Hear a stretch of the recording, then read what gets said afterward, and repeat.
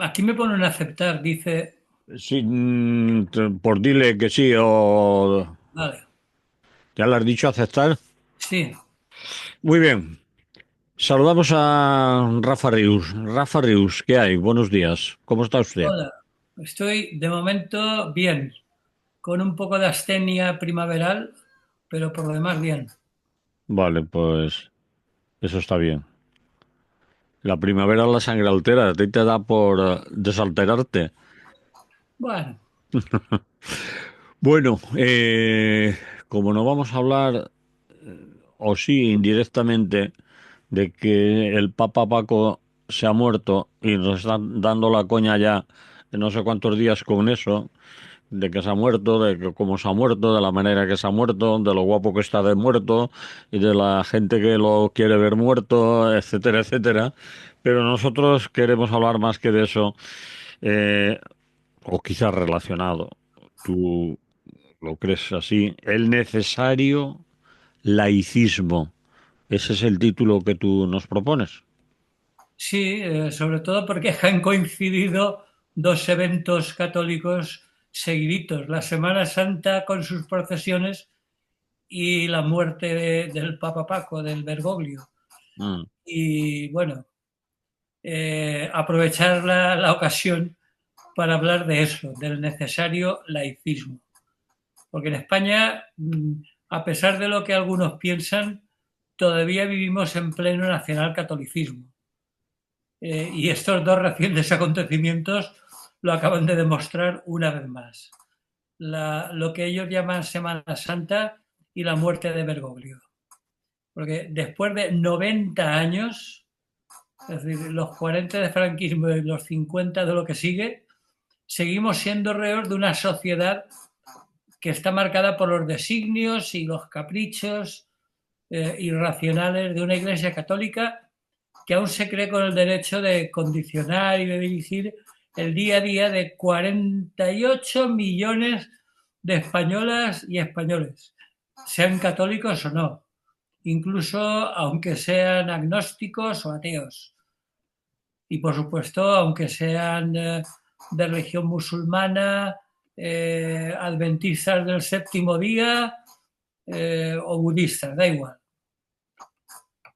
Entonces, bueno, tras el concordato que de la no muy santa sede vaticana que estableció con el Estado franquista en el ya lejano año 1953, incluso si nos vamos más hacia atrás, desde que Pío IX decretó la infalibilidad pontificia ya en el siglo XIX, pues eso, lo que diga el Papa, nunca mejor dicho, va a misa.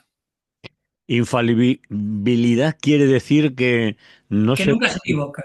que no se equivoca, es decir, que Que cierto. lo que él diga, eso es palabra de Dios. Ajá. Porque como tiene línea directa y siempre tiene cobertura con Dios, pues entonces lo que sale por su boca es como si lo hubiera dicho Dios y por lo tanto es infalible. Entonces, bueno, pues eso lo dijo ya en el siglo XIX Pío IX, que por cierto, Pío IX fue el que promulgó, entre otros disparates, el dogma de la virginidad de María. Y si es un dogma, por supuesto, si lo dice ex cátedra, es infalible. ¿Eh? El dogma de la virginidad de María o lo que es lo mismo. Cómo concebir sin varón o cómo parir sin romper el himen. Que tiene, pero claro, como es un dogma, no hace falta ni explicarlo. Te lo tienes que creer así tal cual y ya está. Ajá. Bueno, pues así estaban las cosas y de nada ha servido que una constitución llena de retórica hueca, la del 78, recogiese en su título primero, capítulo segundo, artículo 16, que España es un Estado aconfesional. Tararí que te vi, que dice aquel. Es decir, ja, ja. Es decir, sería una cuestión de risa si no fuera tan lamentable. Sobre todo cuando uno está soportando estos días el bombardeo de misas, procesiones y actos religiosos de todo tipo. Y por supuesto, como suele suceder, por desgracia, no solo en los medios con capital de la Conferencia Episcopal o afines, sino incluso los medios públicos que pagamos todos, en los que tenemos que soportar, pues eso, la retransmisión semanal de una misa en directo y una serie interminable de procesiones en eso que llaman Semana Santa, con la asistencia de las autoridades pertinentes, incluidas, por supuesto, en casi todos los casos, las de un partido supuestamente laico, como el Partido Socialista Obrero Español. Ahí también me río yo. ¿Que no van los socialistas? No, que me río yo de que Vale. el Partido Socialista sea un partido laico, vamos. Como diría este programa, es lo que hay. Eso es. Vamos allá. Bueno, pues no contentos con haber reconvertido las fiestas paganas de solsticios y equinoccios en fiestas religiosas católicas, como la de la Navidad, por ejemplo, o la de San Juan, pues no contentos con haber saturado el calendario con 4 o 5 santos o santas por día, pues nos atosigan de manera recurrente con agobiantes celebraciones puntuales como la pasada semana o como los fastos funerarios cada vez que muere un papa. Entonces, bueno, hablando del papa y ya que estamos en ello, otra cuestión sería si ahora que se ha muerto la supuesta modernidad del Papa Paco, ¿no? Porque más allá de sus declaraciones a los periodistas en los viajes en avión, que eso no es infalible porque no está hablando como papa, va de colega, es otra... Aclárame eso, es decir, cuando va en el avión no habla como papa. No. ¿Cuándo habla como papa entonces? Cuando sale al balcón de San Pedro o cuando escribe una encíclica, en fin, las ocasiones serias. Es decir, en el avión no es... Es decir, si está en el avión puede equivocarse. Si De está, hecho, se equivoca. si está en el balcón, ahí ya lo que diga va a misa, vamos. Sí. Es Hombre, infalible, de esto... es infalible, ¿Qué? infalible a ratos, ¿no? Sí, a ratos y según lugares, ¿no? Vale. Entonces, ha sido en sus viajes en avión donde ha cimentado su fama de progre. Pero, en cambio, se le ha visto la patita cuando hablaba desde el balcón o cuando hablaba ex cátedra, ¿no? Porque esas son las que valen de verdad. Esas son sus actuaciones como papa, que son las que cuentan con la infalibilidad. Y en esas, pues, se ha manifestado homófobo, por ejemplo, ni se le ha pasado por la cabeza permitir, como en muchos estados, el matrimonio homosexual. En el avión ha hecho alguna pequeña declaración de comprensión de la homosexualidad, pero ni pueden recibir los sacramentos, ni pueden casarse, ni en fin. También ha resultado ser un misógino declarado, es decir, las mujeres en la iglesia siguen siendo un cero a la izquierda, no pintan nada. Pues No decían que algunas de las mujeres que he oído yo hablar en algún medio de comunicación, que alguna mujer ya había empezado a dar pasos dentro de lo que es las estructuras de cierto poder de la Iglesia y que ese camino ya era imposible volverlo atrás. No lo sé si será su... Obviamente hay mujeres que consideran que eso es insuficiente y que solo son, pequeñas demostraciones pero dicen que es el principio de un camino en el que difícilmente sus sucesores podrán volver atrás. Respecto a la mujer, me refiero. Bueno, si vamos a estar 2000 años más esperando a que las mujeres puedan dar hostias, pues lo tenemos claro. De momento, ni pueden ser curas, ni mucho menos obispas, ni mucho menos papas. En algunas confesiones protestantes ya sabemos que ya hay obispas, es decir, mujeres que tienen cierta influencia o cierto poder dentro de sus iglesias, ¿no? Pero la Iglesia Católica no. La Iglesia Católica todavía siguen, y bueno, algunos casos tan sangrantes como el de algunas sectas, como el Opus Dei, donde son criadas, es decir, ahí no tienen ni siquiera la posibilidad de una mínima igualdad con los hombres. Ellas son las que sirven a los hombres, sirven literalmente, es decir, son las que les hacen la comida, les limpian las habitaciones, les lavan la ropa, etcétera, ¿no? ¿Pero son religiosas o son mujeres seglares, digamos? Yo no lo tengo claro porque con Lopo nunca me ha aclarado mucho, pero sí tienen una especie de vinculación eh, con la orden no, porque eso no es La ninguna orden, obra. con Mm, la obra de Dios, mm, pero no tienen, digamos, ninguna importancia, ninguna relevancia en la estructura del Opus Dei, ¿no? mm, Y bueno, y el resto de confesiones de órdenes religiosas de monjas, pues tres cuartos de lo mismo, es decir, no pintan absolutamente nada. Entonces, lo que se refiere a las mujeres de progresismo del señor Bergoglio, nada de nada, ¿no? Es decir, siguen siendo un cero a la izquierda. ¿Y tú por qué Y, crees, Rafa, entonces, y que tanto panegírico se hace del Papa Paco, con perdón, o Bergoglio, o Papa Francisco, estos días? Es decir, todos son loas. Hay incluso alguien que le ha llamado compañero Paco o camarada. Camarada Paco, eso sí que me da. desde la izquierda de la izquierda. No quiero ni decir el nombre porque me da Bueno, vergüenza. yo creo que yo al menos me lo imagino, Bueno, pero no sé exactamente quién lo ha dicho, pero me lo imagino. Pablo Iglesias, Ya lo sé, ya que me lo te lo imaginaba. imaginabas, pues ya está. Porque además creo que se fue a hablar con él.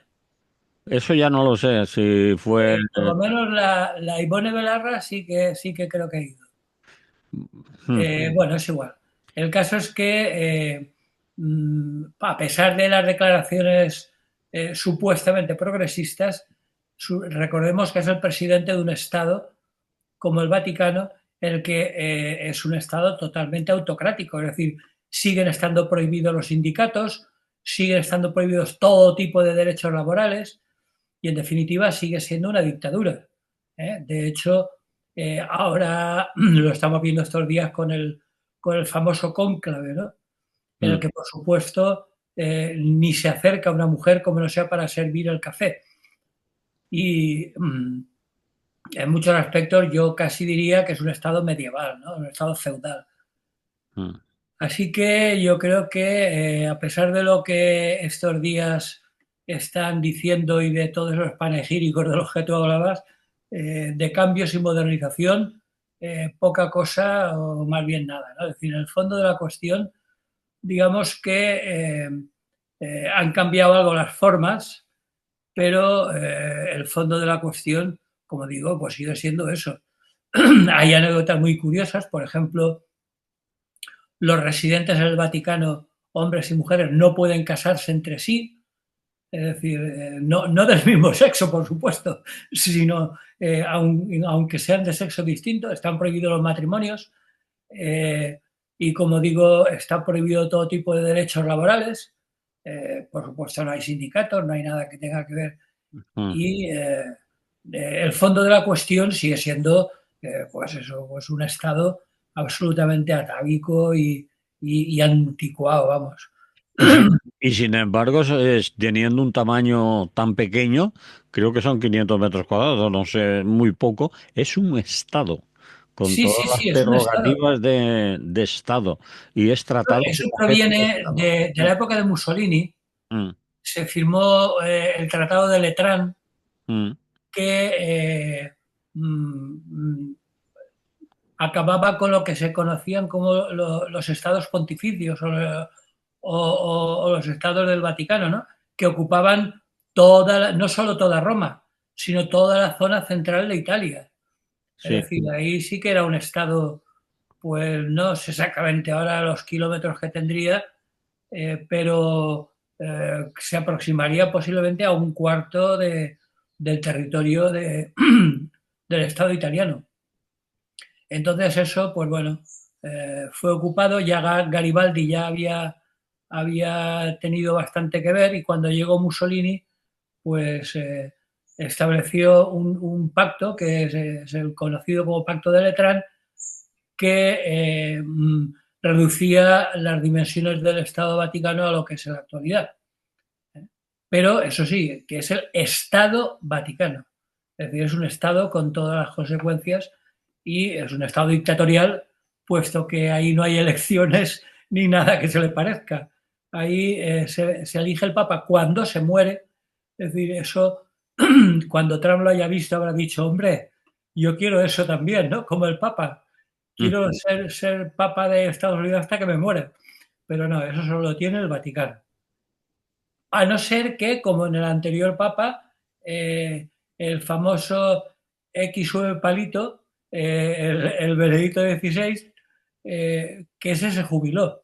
Y se dijo, yo ya no estoy para estos trotes y se jubiló. El Bergoglio no, Bergoglio ha estado ahí aguantando hasta que se ha muerto. A pesar de las buenas noticias, pues se ve que tuvo lo que se conoce como la mejoría de la muerte y no se ha dejado. En fin, simplemente recordar que la Iglesia sigue donde estaba eh, hace 1500 años, porque en todo caso los primeros siglos la Iglesia primitiva era otra cosa.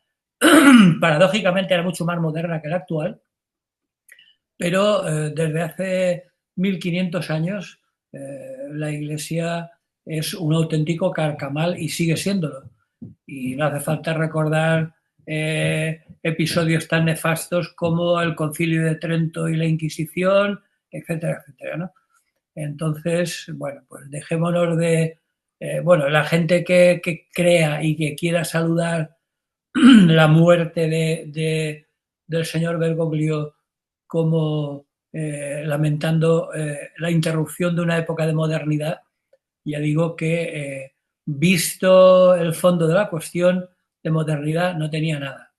Él pertenecía a lo que se conoce como Orden de los Jesuitas, ¿no? Era Sí, él jesuita. era jesuita, sí, sí. Y los jesuitas estaban un poco cabreados porque se hacía llamar Francisco, como los como si fuera un franciscano.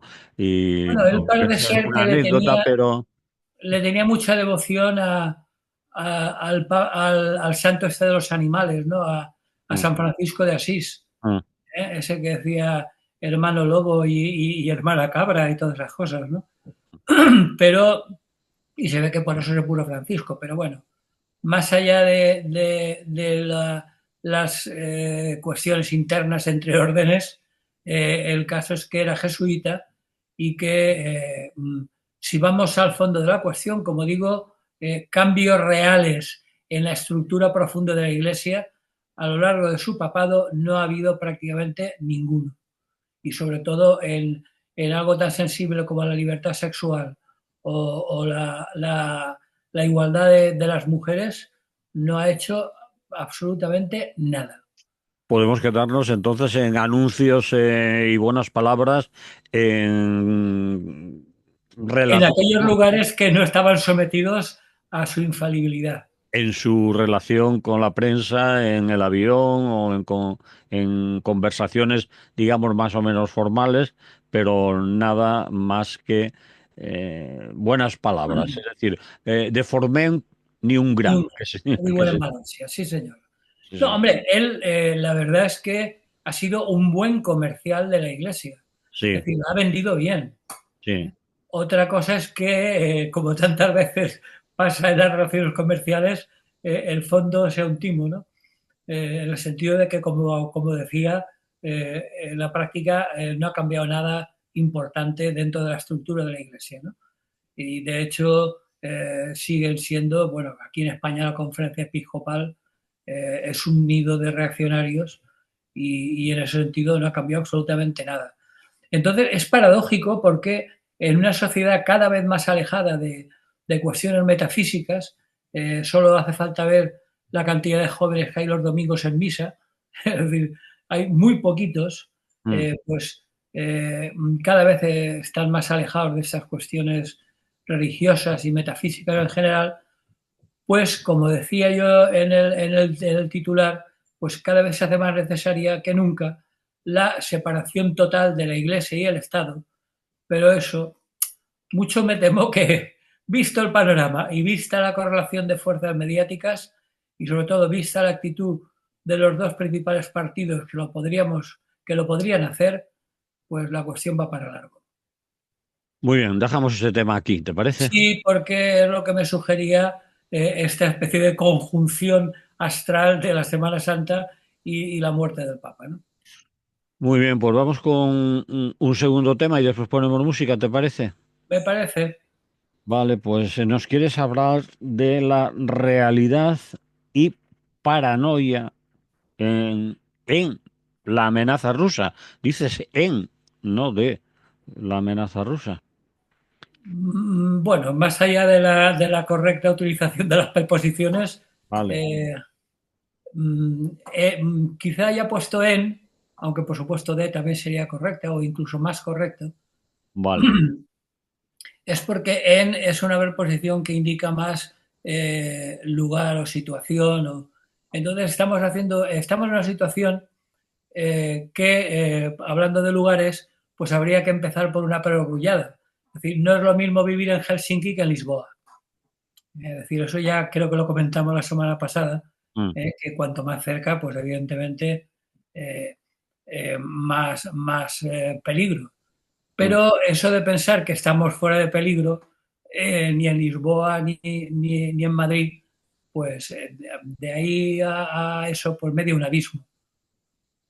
Pero ahora bien, o sea, deducir de ello que estamos en riesgo de peligro inmediato, pues ahí es donde decía yo que eso es bordear los peligrosos abismos de la paranoia, ¿no? Es decir, y bueno, y ahora intentaremos ver un poco por qué sería paranoico en términos de tiempo pensar que la amenaza es inminente, ¿no?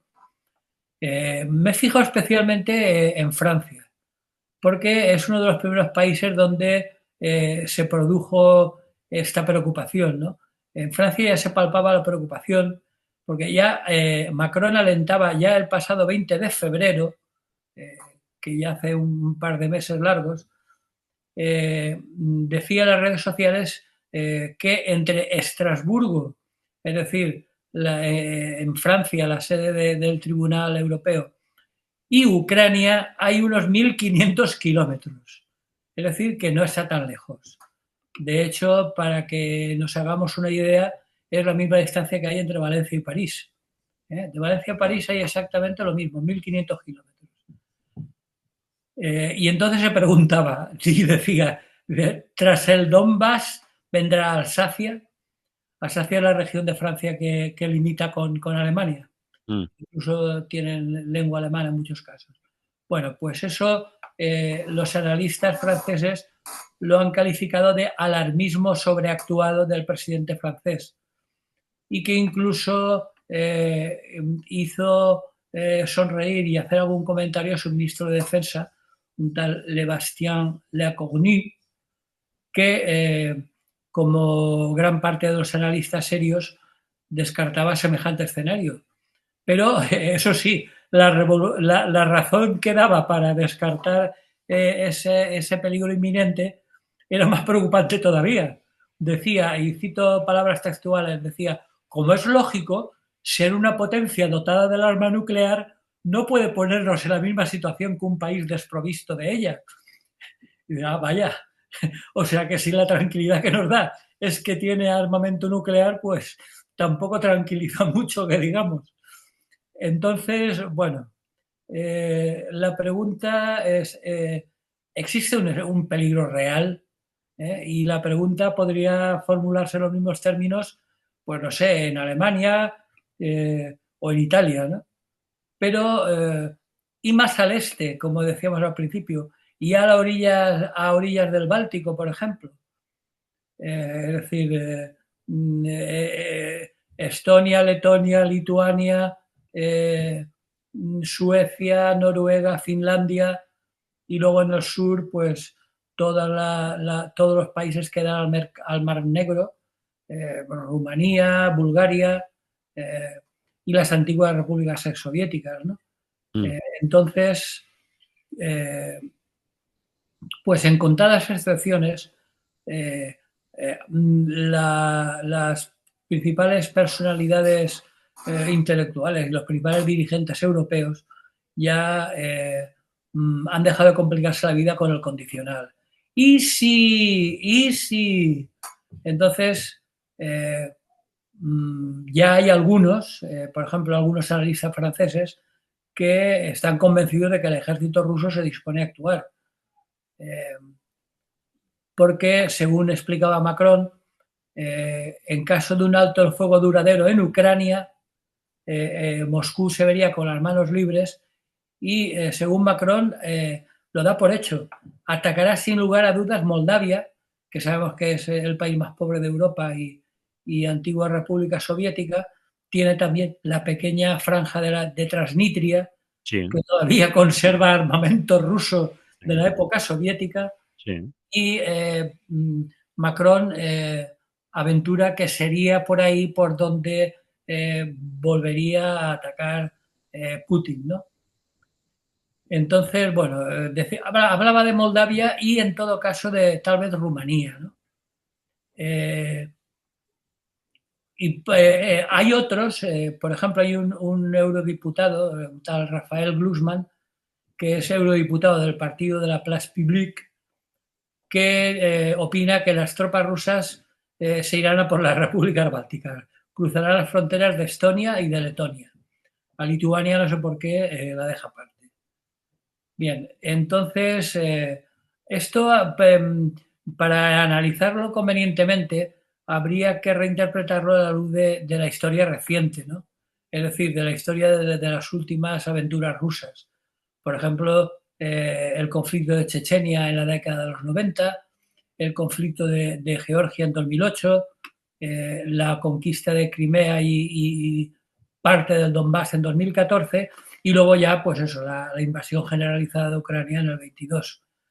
Entonces, si las ponemos una junto a otra, pues parece ser que apunten a un intento de restaurar las antiguas fronteras soviéticas o en todo caso de crearse de una zona de influencia en Europa. Eh, pero lo que está claro es que la invasión de Ucrania oculta más historias que simplemente esto, ¿no? Porque los errores de los países occidentales, que han sido muchos, no consisten tanto en haber creído en la palabra de Putin de que no iba a intervenir, sino el hecho de poder faltar a la propia palabra sin que hubiera consecuencias. Es decir, cuando gente como Francia o Alemania, pues tenía claro que no se iba a producir la invasión de Ucrania, ¿no? Entonces, incluso consideraban que tanto Bielorrusia como Ucrania, recordemos que Ucrania es lo que los rusos consideran el corazón nacional eslavo y ortodoxo del antiguo imperio zarista. Explica un poco eso más, porque lo ha dicho más gente, pero vamos a ver. Dicen Pues eso, que Rusia nació en Kiev. eso es. Es decir, digamos que la primera capital de Rusia fue la actual capital de Ucrania. Lo cual quiere decir que, bueno, la gente más nacionalista, es decir, los de lo que podríamos llamar, por entendernos, los de Vox rusos, es decir, los ultranacionalistas, pues consideran Kiev como la madre de su patria, ¿no? Y Mm, por lo tanto, eh, esa sensación de pertenencia a la gran madre Rusia nunca se ha debilitado, ¿no? mm, Entonces, es mucho más que una simple zona de influencia. ¿eh? Eh, digamos que ya cuando se anexionaron Crimea hace ya 10 años, se podía esperar que los países occidentales admitieran esa especie de línea roja y eso pusiera fin a la expansión de la OTAN, ¿no? Porque lo específico del caso ucraniano, es decir, el hecho de la existencia de la capital como referente nacionalista ruso y tal, pues debería evitar que eso se trasladara a otros países del este, ¿no? Pero aunque hay estados como Polonia o los estados bálticos que están pegaditos a la frontera rusa, desde el punto de vista de Moscú su valor es bien distinto, es decir, no tiene ese valor simbólico que tiene Ucrania, ¿no?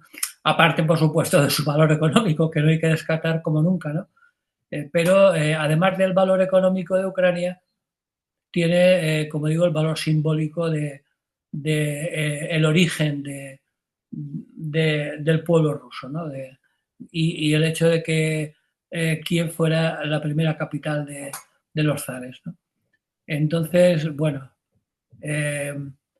la situación es bastante confusa y algunos quieren incluso compararla a la Alemania de la década de los 30, tras el ascenso de Hitler al poder, con esa especie de huida hacia el este, de invasión de Checoslovaquia, etcétera, y de Polonia, pero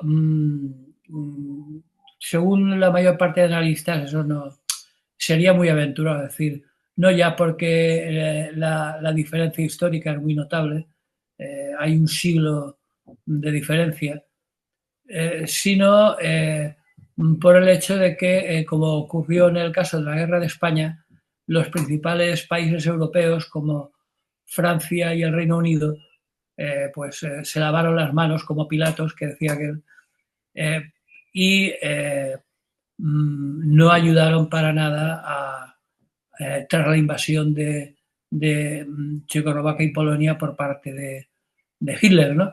Entonces, bueno, por eso ahora intentan compararlos con hoy, en la que el ejército ruso con cuentagotas ha conseguido algunos centenares de kilómetros cuadrados en el Donbass, y eso que se enfrenta a un solo ejército, aunque está bien armado por Estados Unidos y Occidente en general, pero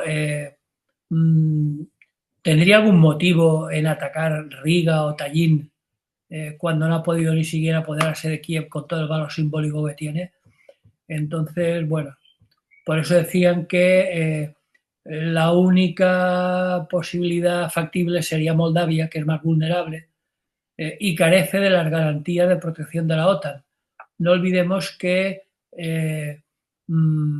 las repúblicas bálticas están en la OTAN y si Moscú quisiera crear un puente terrestre desde Crimea hasta Transnistria, incluso hasta llegar a la desembocadura del Danubio, que está en Rumanía, pues primero tendría que conquistar toda la orilla norte del Mar Negro, que tampoco le queda mucho, pero le queda Odessa, que es una ciudad muy importante y que está mucho más poblada que Mariupol, que es la ciudad que conquistó en el Mar Negro, ¿no? Entonces, bueno, todo esto tampoco es que descarte la posibilidad de una conflagración europea, porque no todas las guerras empiezan por planes de conquista negociados en los estados mayores, ¿no? De hecho, por ejemplo, la Primera Guerra Mundial estalló, la chispa fue una chorrada, ¿no? El asesinato del heredero del Imperio Austrohúngaro, ¿no? Pero la época actual pues no tiene esos ingredientes. El peligro, según los analistas que he consultado, vendría no tanto del poderío militar ruso, que es muy relativo porque ha perdido, a pesar de que eso no se suele comentar, ha perdido mucho material militar en esta guerra, sino que ha tenido también centenares de miles de muertos y heridos desde el año 22, ¿no? Ha perdido incluso más de 10.000 vehículos blindados, casi 4.000 en carros de combate, y bueno, incluso ha tenido que recurrir en algunas ocasiones a las existencias procedentes de la época soviética, que están ya bastante obsoletas y por lo tanto la situación de Rusia tampoco es como para lanzarse alegremente a conquistar territorios, ¿no? Eh, eh, pero ahora tenemos la principal novedad es el giro de 180 grados de Donald Trump sobre Ucrania, ¿no? Es decir, que Ucrania, que era, digamos, el pilar europeo de la OTAN, Mm. y que la OTAN ya se está reforzando en el mar Báltico, hay que recordar que la razón que esgrime Putin para justificar la invasión de Ucrania es el agobio al que le estaba sometiendo la OTAN, encuadrando en su organización militar a países que rodeaban a Rusia, ¿no? Entonces, eh, pues si no hay ninguna regulación internacional, pues como no la hay, pues entonces el adversario, en este caso Rusia, interpreta esas medidas defensivas como acciones ofensivas. Y entonces, pues eso, refuerza sus capacidades militares, alimenta la percepción de peligro y contribuye a que a la más mínima chispa, pues se líe la cuestión. Porque ya digo que Moscú alegaba la adhesión a la OTAN de los países bálticos y la desestabilización de su franco oeste, es decir, todo el franco occidental de Rusia, lo veía en peligro y entonces pues eso ha provocado que, pues eso, que se defienda a su manera y haya creado la situación que se ha creado. En cualquier caso, las negociaciones de paz bilaterales entre Rusia, Estados Unidos y Ucrania, esas famosas conversaciones de Arabia Saudí, que Sí. recordemos que está a 5.000 kilómetros de Bruselas, es decir, muy lejos de Europa, pues se abre la perspectiva de un alto al fuego y siendo muy optimista incluso se abren perspectivas de paz, ¿no? Pero apartados de los debates, la Unión Europea, desconcertados totalmente por la conducta errática de su turbulento papá estadounidense, mareados por el gran rearme que están creando ahora en el viejo continente, pues eso, asisten como espectadores a unas negociaciones que se negaron a iniciar. Y ahora, desde mi punto de vista, pues mucho me temo que ya parece un poco tarde, ¿no? Bien, no sé si quieres seguir con mucho más porque nos quedan menos de 10 minutos ya para el próximo No, corte. únicamente desde el punto de vista ibérico, eh, parece ser que en la península ibérica España y Portugal temen más al cambio climático que a una invasión rusa. Es decir, porque Francia tiene el rollo, como decía, de disuasión nuclear Mm. que parece ser que se creen, al menos ellos, que los protege de todo ataque militar. Alemania, pues mira, prosperó suficiente durante la distensión después de la Guerra Fría y está intentando sacar provecho del equilibrio entre el este y el oeste. Eh, y luego más al sur, pues Grecia está más preocupada y desconfía más de Estambul que de Moscú. Y Italia está preocupada más en el Mediterráneo. Y por último, más al norte, Dinamarca está muy preocupada, pero en este caso por Trump, por su empecinamiento en quedarse con Groenlandia, ¿no? Ujú. Pero bueno, parece ser que ahí no hay problema porque por lo visto Trump tiene otros proyectos en mente. Lo malo es a saber cuáles porque ni él muchas veces lo sabe el día anterior. En fin, eso es más o menos cómo está la situación y la posible paranoia sobre invasión rusa de Europa. Muy bien, pues vamos a poner aquí un poco de música, ¿te parece? Vale,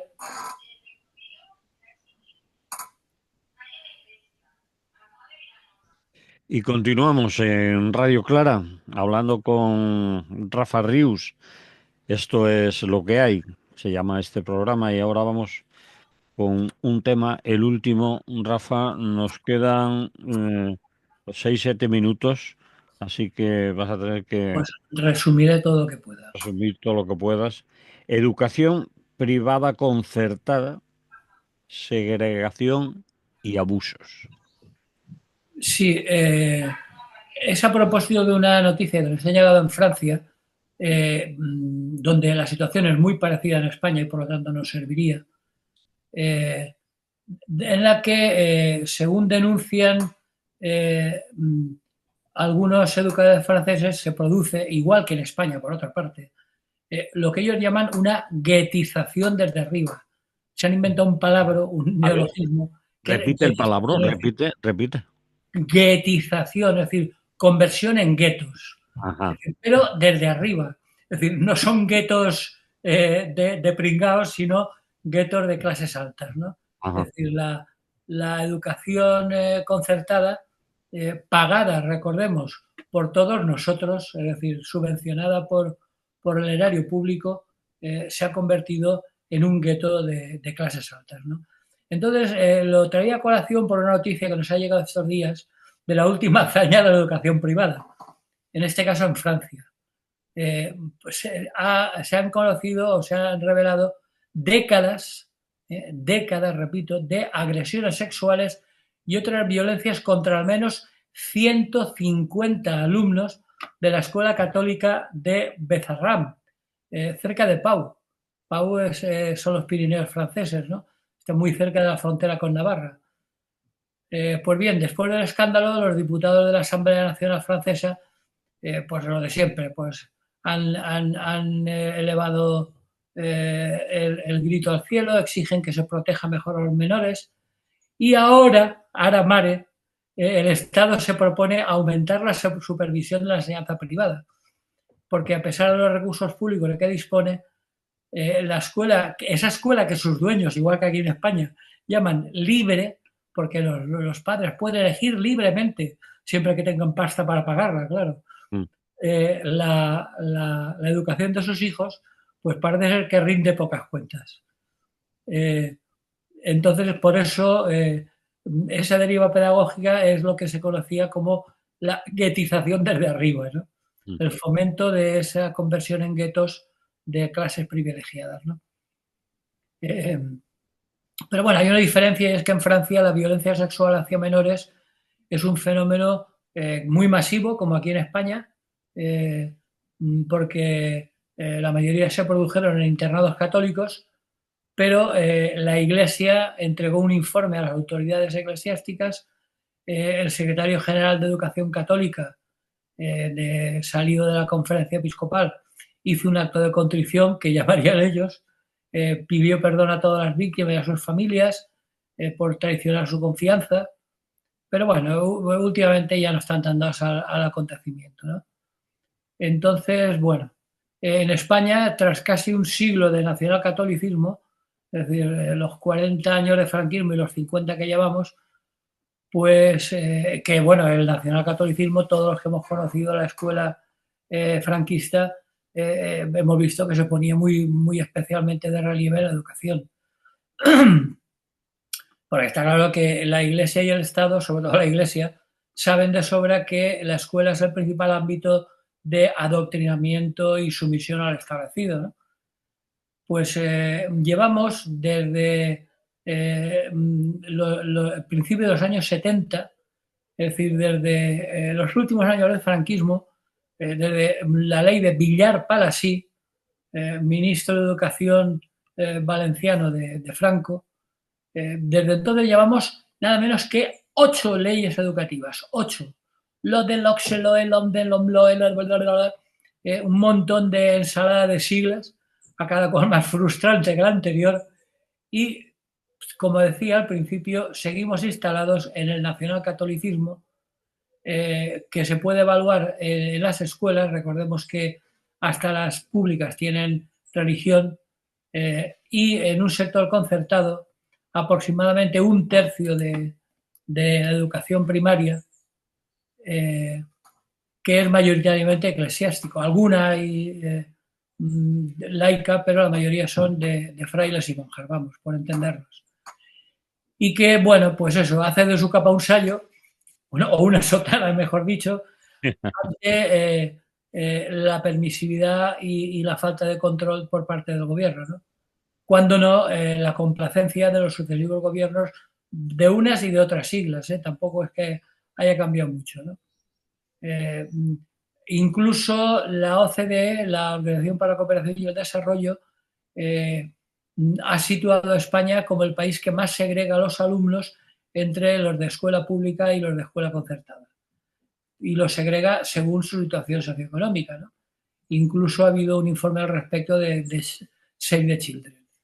Entonces, bueno, todos conocemos lo que pasa. En las escuelas se segrega por motivos religiosos, eh, por motivos étnicos incluso, es decir, no matriculan minorías étnicas, por entender los gitanos. Es decir, es muy difícil ver un gitano o una gitana en una escuela de frailes o de monjas. No sé si habrá alguna o que habrá alguna excepción, pero vamos. Yo conozco muchos casos en los que directamente, como cualquier excusa, se les ha negado la matrícula, ¿no? Y como está claro que el coste de las escuelas concertadas que cobran dinero, porque es falso que el Estado les paga tanto el sueldo de los profesores como los gastos de mantenimiento.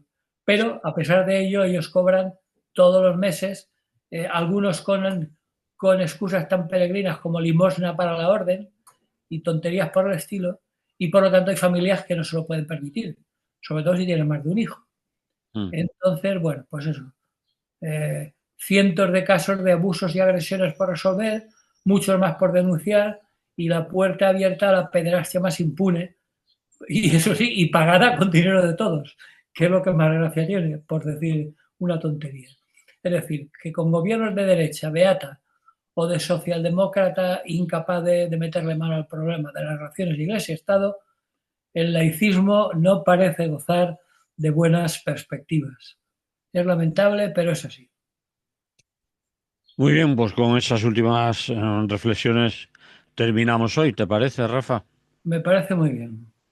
Bueno, Pues únicamente, si me permites, una última cuestión muy rápida. muy rápida. Recordar la labor encomiable de organizaciones como Europa Laica y como la Asociación Valenciana de Ateos y Librepensadores. Es decir, Europa que todavía laica, hay gente que lucha porque la religión desaparezca de la escuela. Europa laica, Valencia laica y Valencia Laica y la escuela, perdón, la Asociación Valenciana de Ateos y Librepensadores. Aval. mala gente sois todos. Pero en fin. Todo es muy mala gente, sí, señor. Bien, la semana que viene volvemos a charlar un rato, ¿vale? Vale, no recuerdo en qué cae el 1 de mayo, pero no creo que no sé si nos pilla. Ya me has pillado. El 1 de mayo cae en En jueves. jueves, En jueves. Bien, pero vale, pues grabamos. el 1 de mayo a lo mejor hay que trabajar igual. Hombre, ya sería el colmo, ¿no? Bueno, ya lo hablamos, ¿vale? Vale, ya lo hablamos. Hasta entonces, un Vale, abrazo. Salud, salud y buen día. buen día.